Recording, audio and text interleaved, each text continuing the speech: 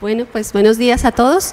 Vamos a comenzar y justo antes solamente señalarles un par de datos de información, explicarles un poco qué fue el material que entregamos en la mañana. Básicamente la primera hoja corresponde a información general sobre el evento. Acerca de las conferencias tendrán una duración aproximada de 45 minutos. Al finalizar realizaremos una puesta en común donde tendremos a todos los ponentes. Si hay preguntas por parte del público, si no, nosotros formularemos algunas preguntas para que podamos tener un diálogo, que esa es la premisa de nuestras actividades. Luego les damos la información, tenemos wifi en el museo, allí está incluida la clave, la contraseña para que cualquier persona, si desea hacer comentarios en la página web a través del Twitter, pues ahí tiene incluso los hashtags y los usuarios de Twitter de nuestros conferenciantes. Y posteriormente les hemos dejado pues información acerca de un espacio que tenemos al final, una urna, donde nos van a poder depositar una hoja con preguntas para realizar posteriormente, que ya les explico. En la parte posterior de la hoja tenemos pues el calendario del que ya nos ha hablado Ana acerca de los próximos encuentros de Educamás, los temas, cuáles son esas preguntas a partir de las cuales pues por qué nos interesan estos temas y las fechas para que nos hagamos nuestro calendario. Luego, en la segunda hoja efectivamente tenemos pues esa posibilidad de hacer preguntas. Como pues el tema de hoy nos trae el espacio, sabemos el condicionante de espacio que tenemos precisamente en este auditorio, en este salón de actos, el que muchas veces hace que no tengamos esa posibilidad de diálogo. Así que realmente queremos sus opiniones, queremos sus comentarios, sus preguntas, y por eso esperamos que nos las dejen consignadas si el tiempo no nos da y el espacio no nos invita a que fomentemos ese diálogo. Por eso tenemos una hoja destinada a que dirijan la pregunta al ponente que deseen, la formulen y veremos posteriormente, hacemos una selección de preguntas y pues todas estas preguntas acompañan también la publicación digital que posteriormente se realiza. Y pues también una evaluación general del evento, un comentario sobre el evento en general. Esta hoja de preguntas al finalizar pues nos la pueden dejar en la urna destinada a ello y a partir de ahí pues continuamos como en la comunicación. Pueden ver un ejemplo de cómo estas preguntas se han unido a las conferencias y a los textos finales en la revista digital, una de las publicaciones que están en el kiosco Thyssen. Y precisamente en la pantalla que ustedes encuentran al finalizar están los códigos QR en los que ustedes pueden descargar esas publicaciones digitales, como ya les ha comentado en algunas de ellas, los congresos anteriores, el curso de verano y pues precisamente la revista digital donde ya está recogido el anterior encuentro. Eso es, básicamente. Y comenzamos con espacio.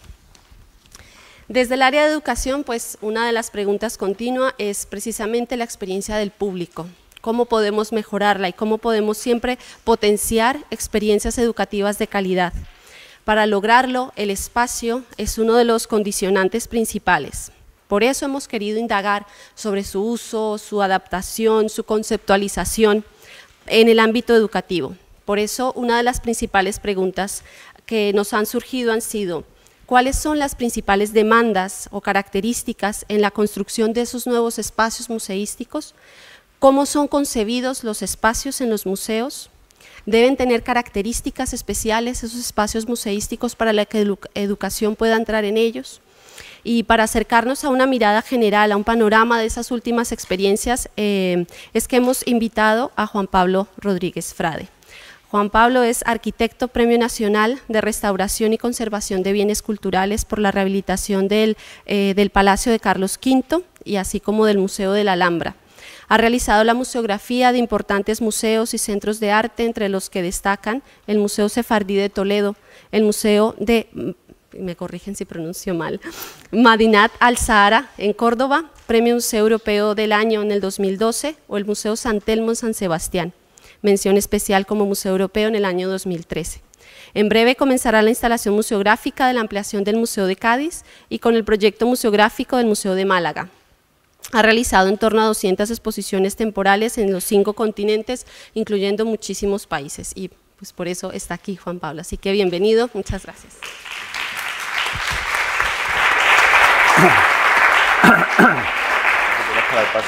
¿Cómo? ¿Perdón? Paso. Vale, gracias.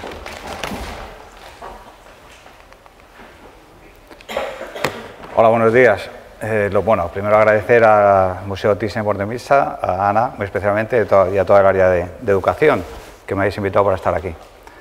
Yo quería hablar de la museografía como disciplina que establece las relaciones entre las colecciones, el visitante y el edificio.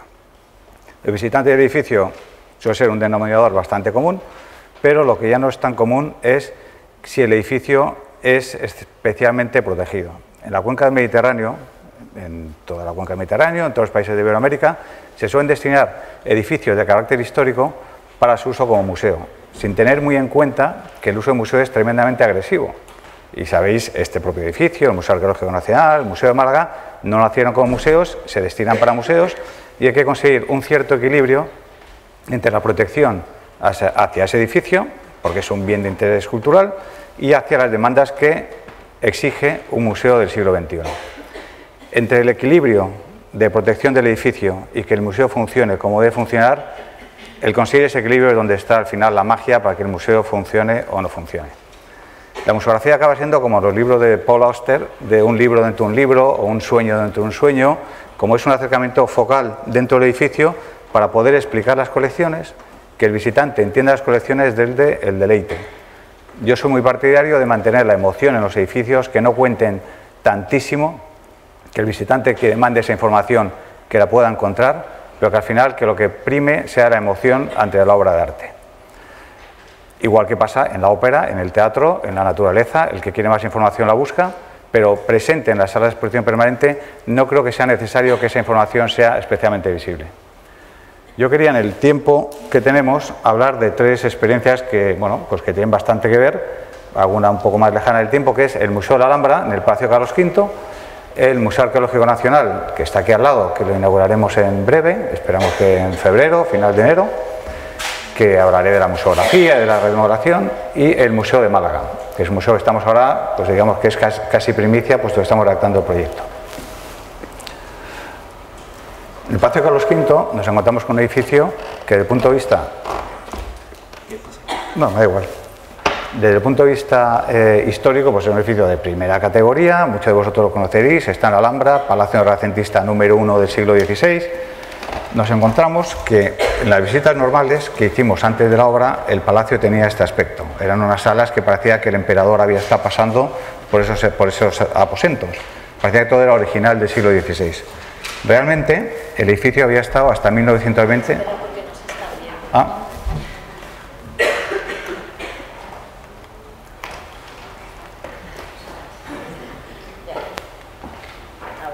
Vale. Bueno. Perdonad. Bueno, el edificio del Palacio Carlos V, un edificio renacentista de gran importancia, el aspecto con el que nos encontramos era tenía esta pinta, ¿no? Era la sede del patronato, la sede de las oficinas del Museo de Bellas Artes, cuando realmente el aspecto que había tenido hasta 1920 era este. Era un edificio, como sabéis, la historia se escribe con páginas desordenadas y que por muchos avatares nunca se llegó a concluir. No sabemos muy bien por qué. Yo creo que de los pocos edificios de esta importancia que no se llegó nunca a terminar. El edificio estuvo hasta 1920 solo con los muros verticales sin forjados y teníamos un dato de gran valor que era el plano de Machuca original de 1526, el plano que aparece a la derecha. ¿Cuál fue nuestra idea? Limpiar ese edificio, intentar dejar la ruina de ese edificio, el edificio en carácter ruinoso, para que se entendiera la historia de ese edificio, pero que tuviera las instalaciones más exquisitas para que un museo pudiera funcionar. Tenéis que pensar que las instalaciones en un museo es lo más complejo, lo que lo ligo un poco con el comienzo de la charla. Un museo alberga piezas que tienen más valor que cualquier sucursal bancaria, que cualquier banco, que cualquier sucursal que te puedas encontrar en la calle. Encima esas colecciones no están en un sótano, sino están al alcance de las personas, de los visitantes. Por otro lado, las colecciones requieren unos niveles de temperatura y conservación preventiva máximos. 20 grados centígrados de temperatura, 50% de humedad, una seguridad impresionante. Requiere que las ventanas tengan filtros ultravioletas para que las piezas no se fotodegraden, que al final es lo más peligroso en un museo, para que una pieza se puede romper y un buen restaurador siempre la podría reponer. Aquello que se lleva a la luz en un tejido, en un papel, en una acuarela, es absolutamente irrecuperable. Un museo, además, tiene que ser como un centro comercial, está al servicio del visitante para que el visitante compre esas piezas, ¿no? Que se quede con ellas, que se enamore de las piezas.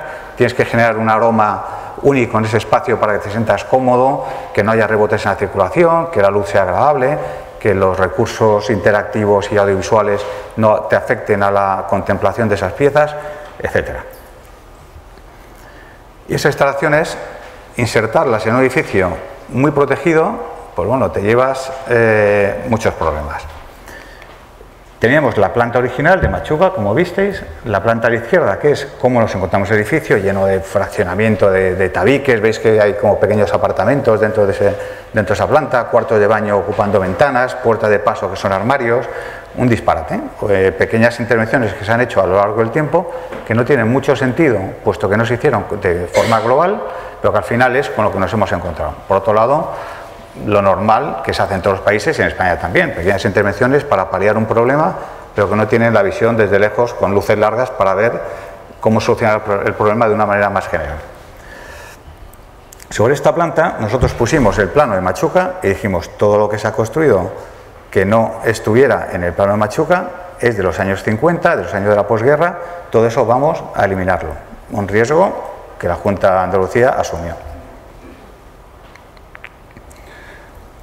Los criterios que utilizamos en este proyecto son unos criterios que, bueno, vienen un poco al caso, que es análisis histórico del edificio, conocer el edificio en profundidad para saber qué podíamos hacer.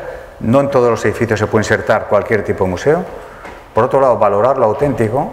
¿Y qué es lo auténtico en un edificio? Es complicadísimo, al final es la clave.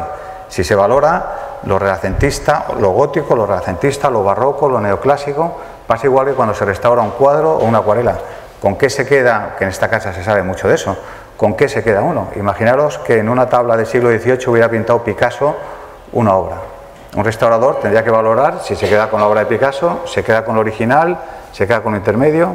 Es curioso la anécdota de los hermanos Chapman, que pintaron en unos grabados de Goya unos grafitis, un disparate, pues un disparate, pero que esos grabados ahora mismo están tasados en mayor valor que los originales de Goya.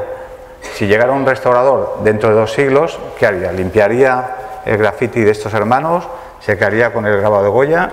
Ahí es bastante complicado y siempre hay un componente muy subjetivo a la hora de rehabilitar el edificio.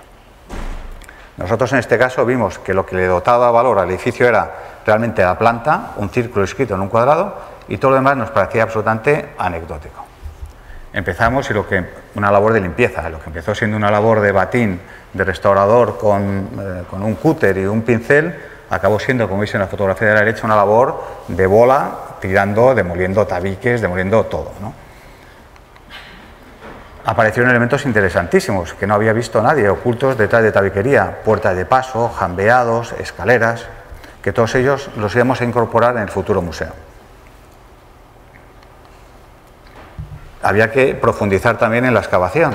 Como sabéis, en cualquier sitio de España, en Granada y en la Alhambra más, aparecen restos arqueológicos de gran valor. Apareció una acequia del siglo XIII que nos pareció muy aconsejable incorporarla dentro del discurso museográfico.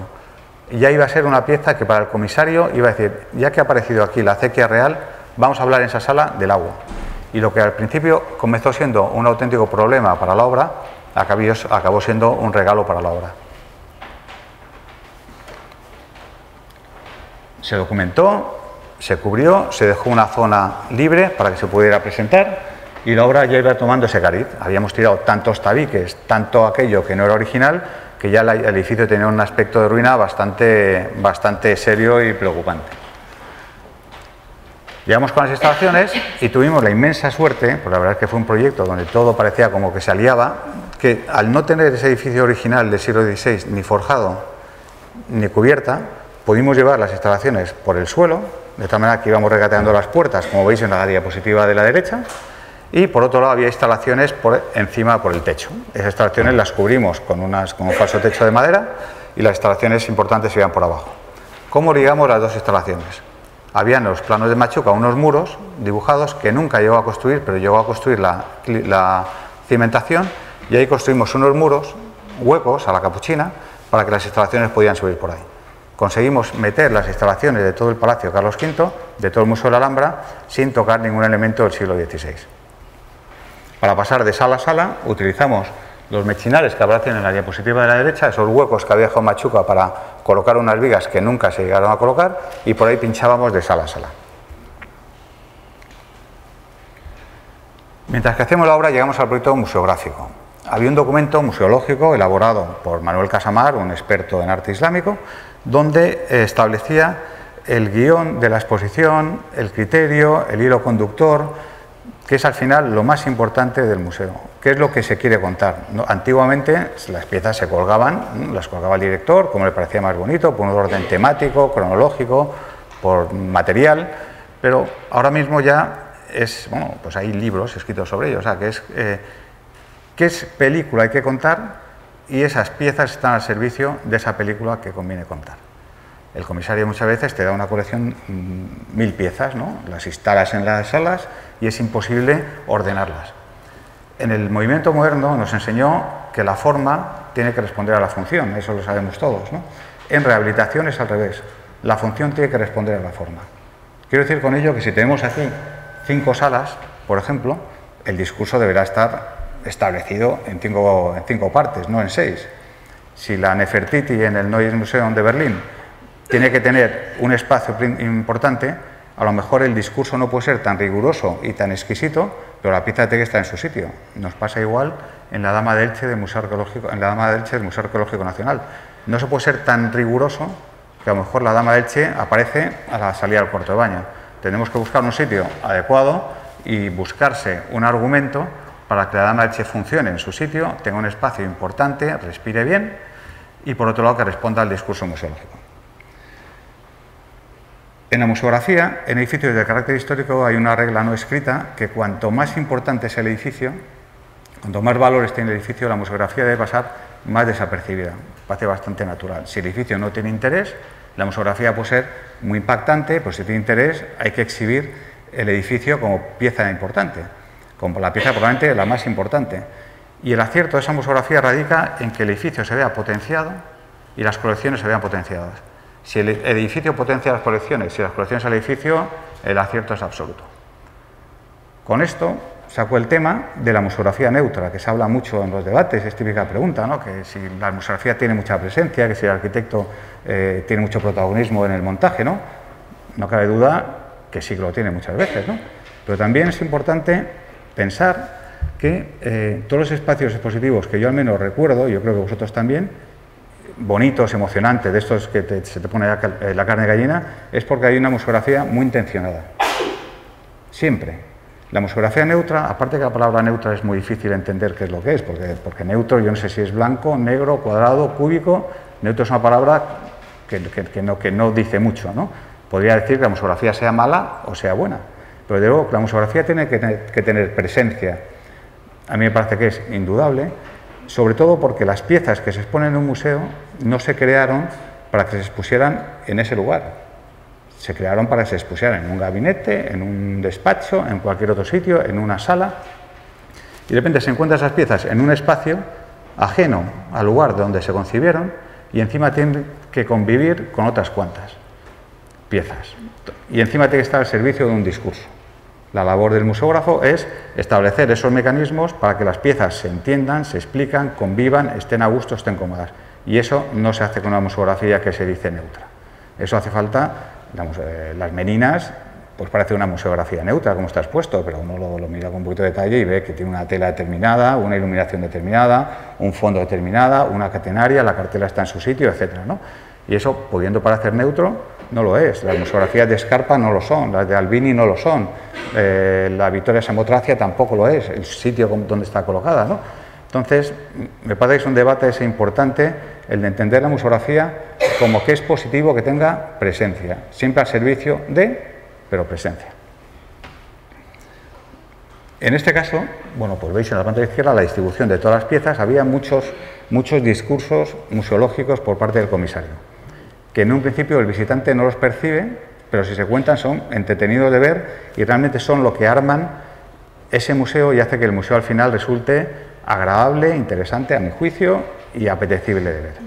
Hay un discurso cronológico, las primeras piezas están al principio, las más antiguas, las más modernas se encuentran al final, pero por otro lado hay ya varios discursos que son más transversales, un poquito más invisibles, que son las colecciones de arte de tipo doméstico, pipas, juguetitos, cacharritos pequeños de arte nazarí, están ligados al lado de la fachada, y las colecciones de tipo arquitectónico, fustes, capiteles, mosaicos, yeserías, están ligados al interior.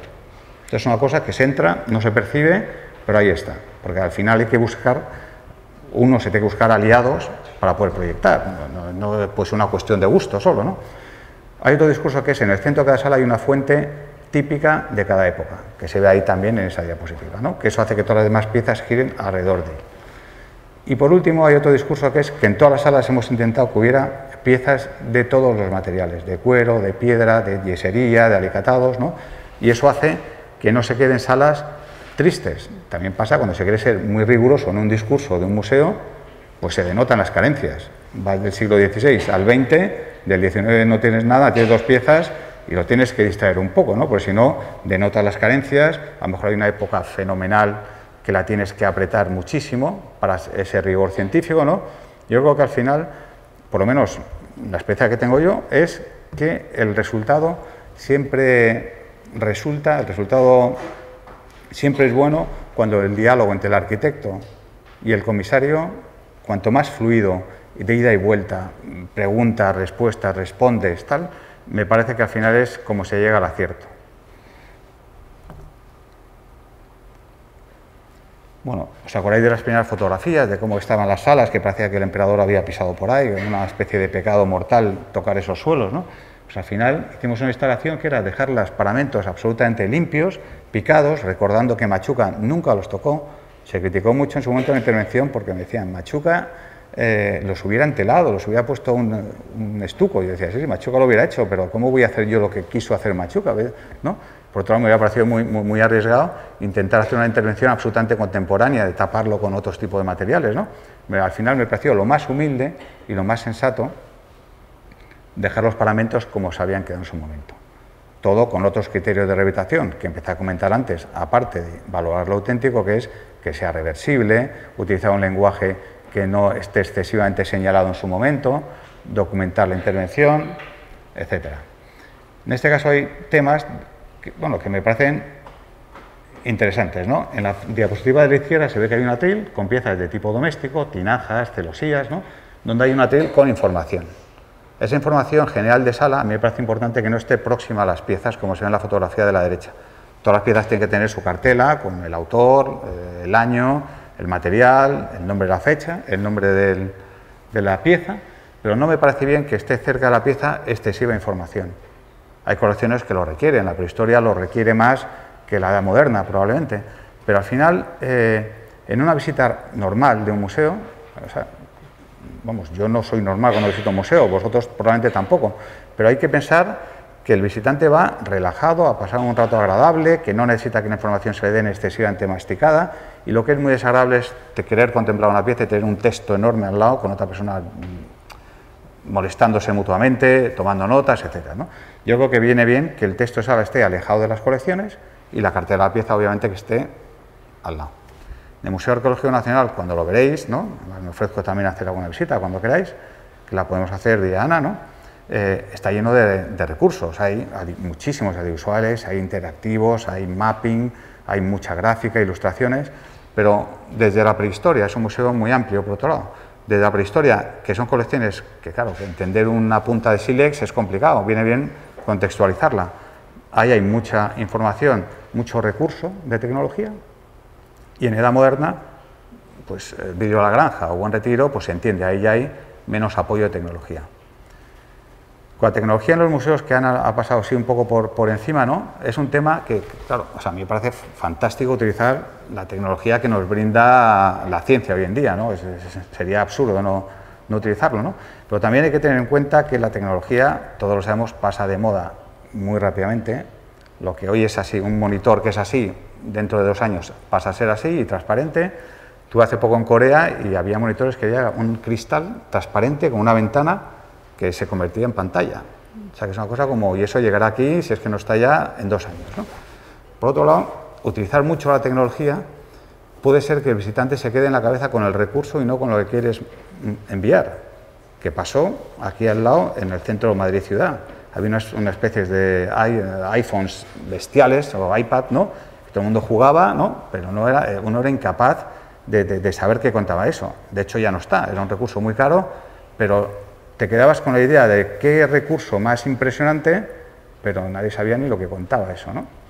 Se habla siempre de tecnología de última generación, que no lo entiendo eso, ¿no? Pero me entiendo menos lo que se dice ahora, que es tecnología de próxima generación, o sea, que ya es como el colmo, ¿no? La próxima, ¿no? Y sabiendo también que la tecnología, me viene al estudio mucha gente de iluminación, me hablan de los proyectores LEDs, ¿no? Entonces, ahora en todo el museo está colocando LEDs porque reproduce mejor el color, se tiene la temperatura de luz adecuada, consume muy poco, el mantenimiento es mínimo, no produce calor, no emite infrarrojos ni ultravioletas, un sinfín de ventajas, ¿no? Pero al final siempre la coletilla es que no cambias el proyector en 20 años. Claro, yo digo, o sea, si el móvil hay que cambiarlo cada 2 años, hoy en día, o sea, ¿cómo? Me da igual que aguante 20 años el proyector de LEDs, ¿no? Dentro de 5 años aparecerá el micro LED y ya se ocuparán las compañías de proyectores de venderte el siguiente porque el LED es muy malo, ¿no? O sea, que la tecnología yo creo que hay que tener mucho cuidado porque pasa de moda y porque que exista, pero que no se vea demasiado.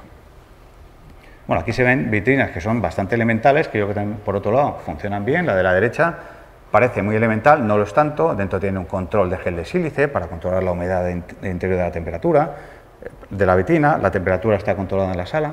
La iluminación siempre fuera de la vitrina para poder cambiar la lámpara sin necesidad de abrir la vitrina, que no emitan en el interior infrarrojos. Los ultravioletas están filtrados, tiene un dimmer para poder poner mucha iluminación en una pieza que no se fotodegrada y poca iluminación en una pieza que sí que se degrada.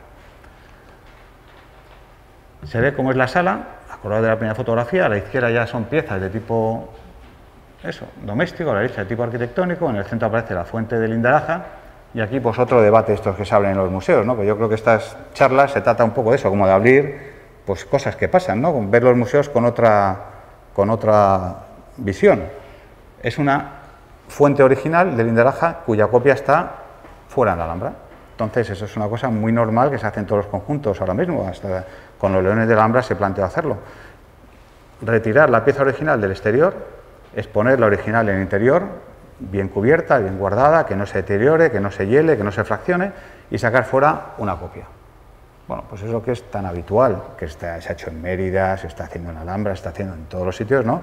También yo creo que es un tema como a cuestionarse, ¿no? Estamos fabricando una especie de mundo de ficción en el exterior, donde cuando lo tocas suena hueco, porque es de resina de no sé qué, y lo original está entre los museos, ¿no?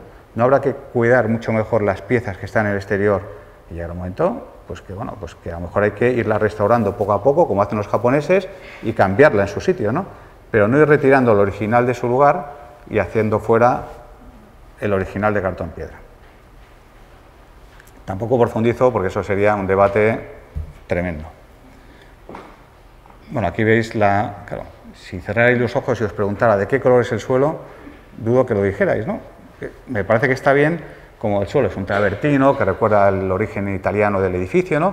Pero bueno, ¿qué pasa? Desapercibido, no tiene protagonismo, pero tiene mucha intención. O sea, que es un caso en los que se puede decir la museografía es, pues tiene mucha presencia, ¿no? Mucha presencia, pero hay elementos ahí que no se ven prácticamente y que arropan muy bien el conjunto.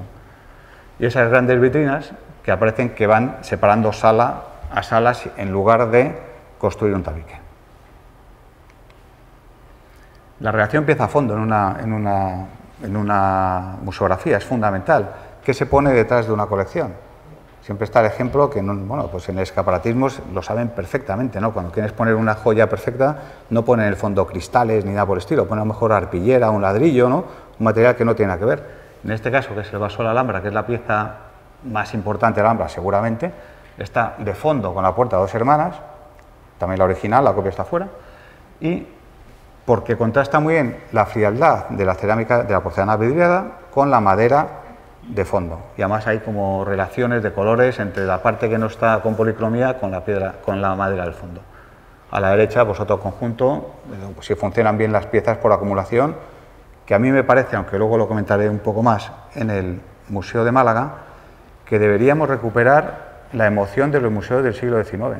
que es un tema como que me tiene bastante, que vamos a tal velocidad, ¿no? Como cada vez más, y el Museo de Alicante y el otro, y cada vez más un holograma y una, o sea, como que parece que nos hemos vuelto locos, ¿no? Luego vas fuera a un museo de Berlín, que con 2 pesetas, ¿no? Y, joder, y es una cosa como lleno de piezas. Pues yo me acuerdo del Museo de Ciencias Naturales, no estoy en el Cairo, pero cuando veo fotografías del Museo del Cairo, eso es fascinante, ¿no? Como claro, igual las piezas sufren, pero de luego es emocionante, ¿no? Y me parece que hacer una relectura del Museo del siglo XIX de acumulación, como una reinterpretación de eso en clave contemporánea, yo creo que por ahí van los tiros. Igual que ahora, en otros aspectos de la vida, parece que está de moda el vintage, los coches antiguos, la tienda, la ropa de no sé cuánto, tal, ¿no? Pues como no anular lo antiguo, inventar algo moderno, sino que conviva, en resumidas cuentas, Avatar y la reina de África, ¿no? Que no hay por qué elegir, puede convivir todo.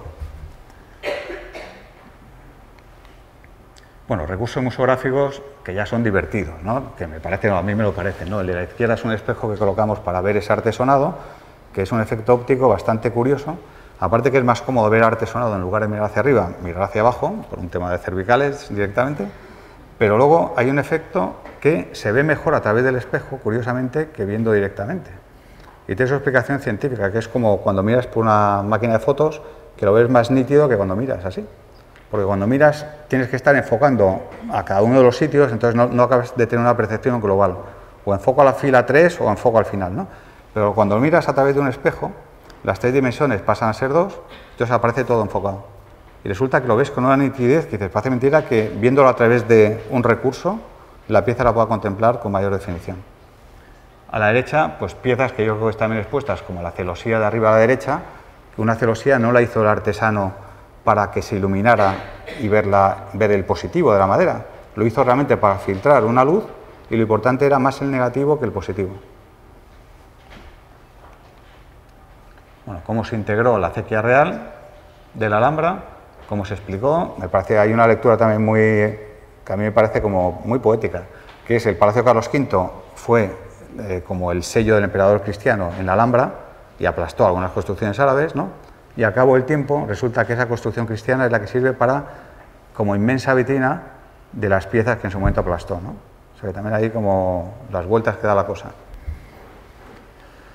Antes y después, también cómo se entendía antes que era un museo, ¿no? Estas eran unas salas que eran con fondos del Museo del Prado, entonces se tendía como a negar el edificio, a negar el exterior, todo empanelado. Bueno, cuando en la Alhambra pues es cualquier ventana, ves el Albaicín, ves los bosques, es una maravilla, es como el Museo de Cuenca, ¿no? Que es como una ventana, es un cuadro, ventana, que es lo mismo todo, ¿no?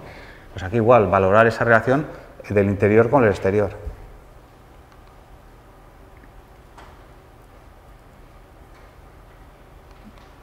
Museo Arqueológico Nacional.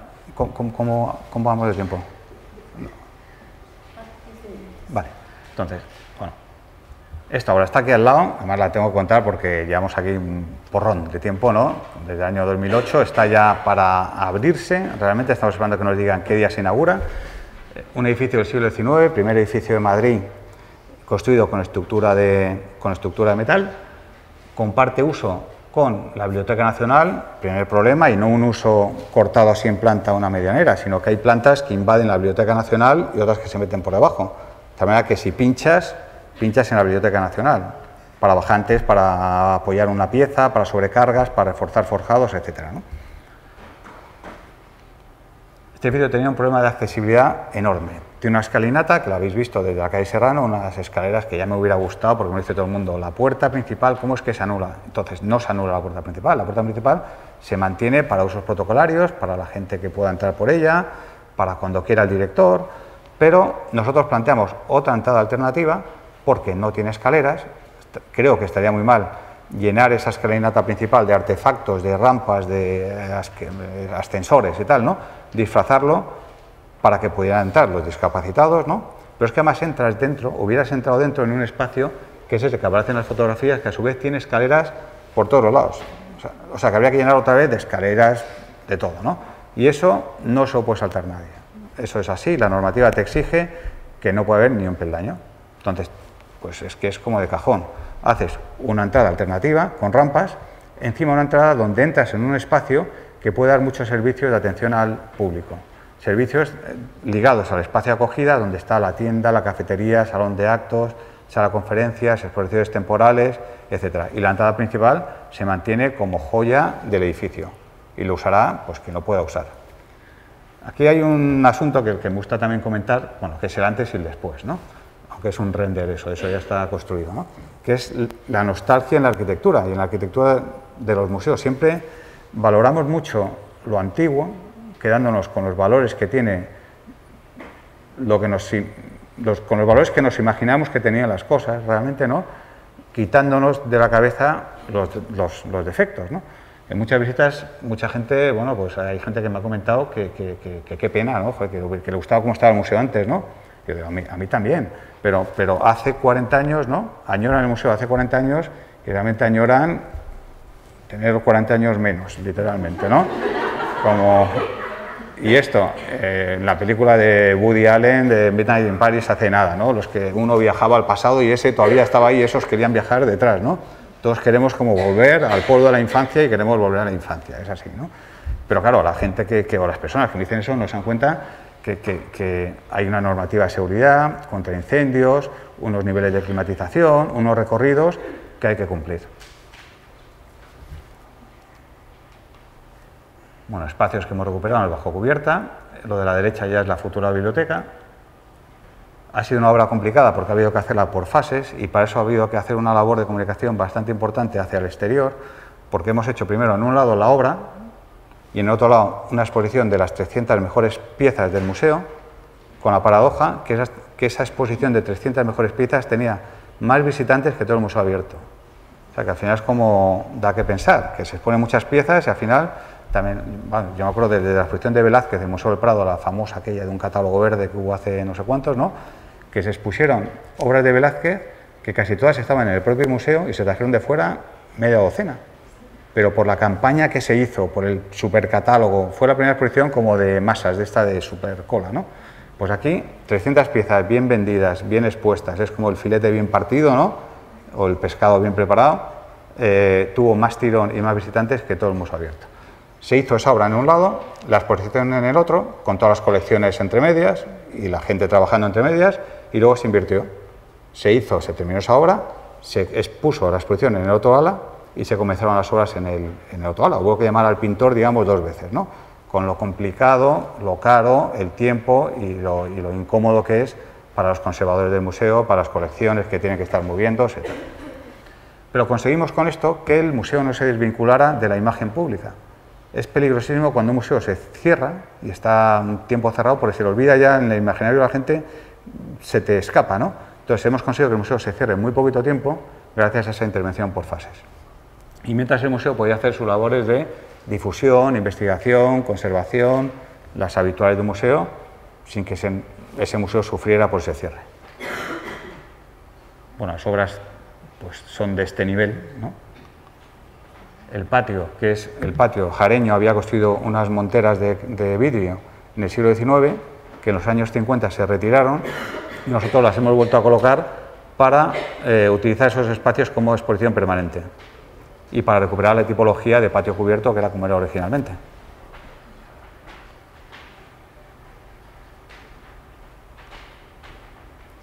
Está la planta del museo, con 2 patios, tiene una forma como de gafas, ¿no? Que siempre hay que moverse por detrás de la escalera principal, y tiene un inmenso espacio de acogida, que nos parece que es muy importante ese espacio, está la nueva entrada, como lugar donde la ciudad entra en el museo y el museo sale de la ciudad. No hay que pagar, está la tienda, atención a grupos, un espacio que al final, desde el modelo del Pompidou, realmente, ¿no? Pues yo creo que ya todos los museos han cogido ese ejemplo, que no hay que pagar en la entrada, ¿no? Entonces es un lugar donde poder hacer muchos tipos de actividades culturales, actividades artísticas, sin necesidad de entrar en la colección. La nueva entrada, el espacio de acogida, y luego aquí, bueno, son algunos renders y otros son fotos de verdad, la tienda, cafetería y el salón de actos.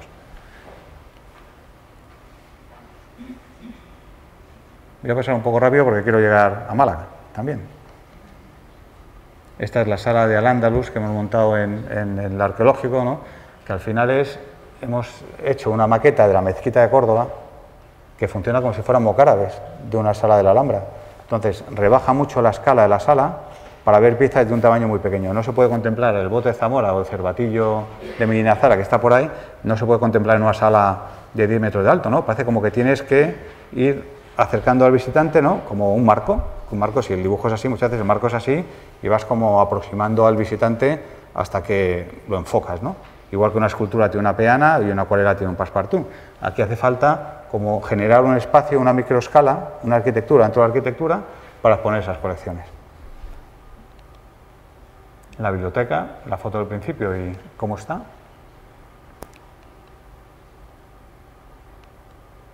Bueno, y ahora mismo está por aquí. Museo de Málaga. Esto son todo renders, son dibujos, ¿no? Y aquí, esto es en el Palacio de la Aduana, son como 4 diapositivas, ¿no?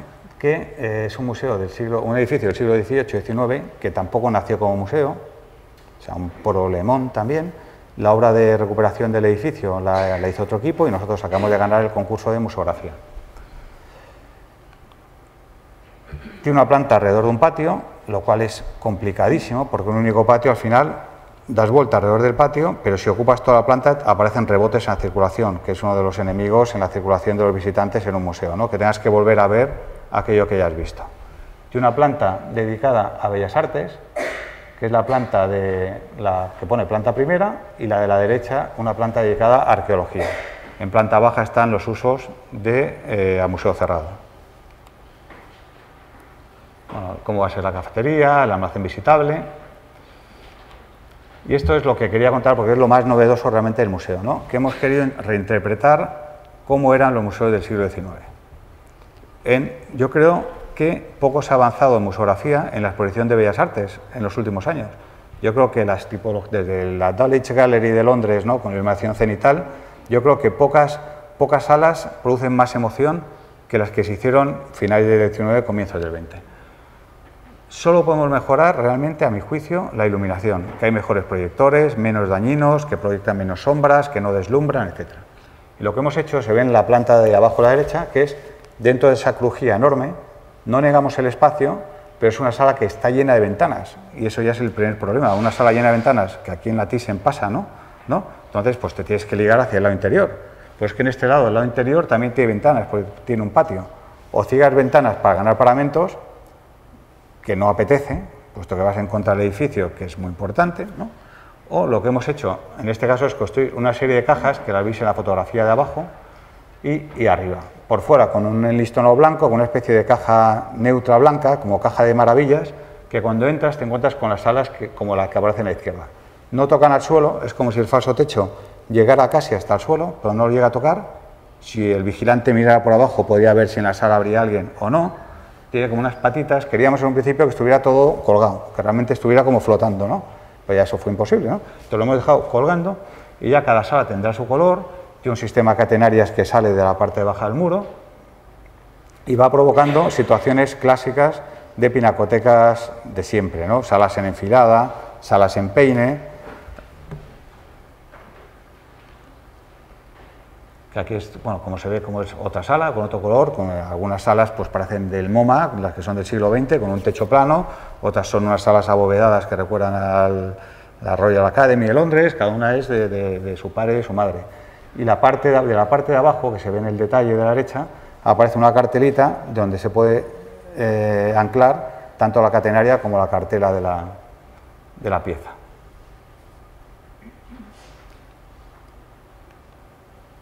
Arqueología, que ya es, claro, la arqueología requiere, como he comentado antes, muchísima más intencionalidad en la arquitectura, ¿no? Como tiene que estar mucho más, tienes que buscar muchos paramentos para audiovisual, gráfica, recursos, vitrina grande, vitrina pequeña, interactivos, y ya es otra museografía que está en otra planta y la hemos tratado casi como si fuera otro museo. Fin. ¿Qué tal? Bien.